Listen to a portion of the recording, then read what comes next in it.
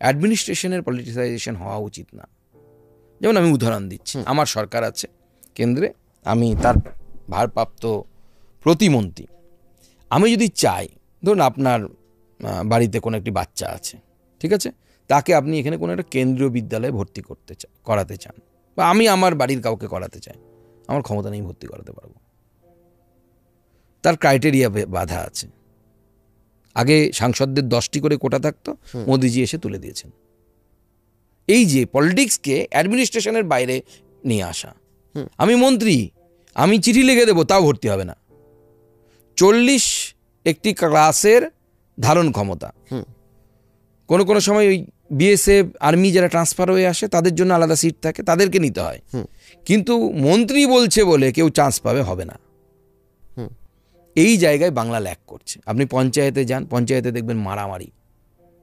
কেন পঞ্চায়েত ভোটে এত মারামারি হয়? কেন পঞ্চায়েত ভোটে মারামারি এই জন্য হয় যে আমি যদি পঞ্চায়েত ভোটে তৃণমূলের হয়ে মারামারি করি, আমি পঞ্চায়েত থেকে বছরে 20 লক্ষ টাকার আমি রাস্তা তৈরি, এই ধরনের বিভিন্ন কাজ পাবো।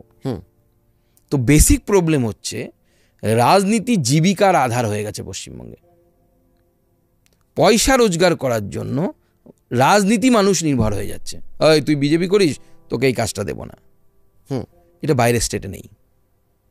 বাইরের স্টেটে কন্ট্রাক্টর বা যে ডেভেলপার সে কারো না, সে বিজেপিরও, সে কংগ্রেসেরও, সে সবার।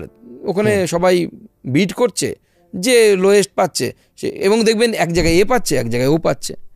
বাংলায় রাজনীতি থেকে রোজগার, এইটা বন্ধ করতে হবে। আর সেইটা বন্ধ করার বেস্ট উপায় হচ্ছে, মারপিট করে বন্ধ করা যাবে না, পুলিশ দিয়েও বন্ধ করা যাবে না, আপনাকে অল্টারনেটিভ রোজগারের ব্যবস্থা করতে হবে।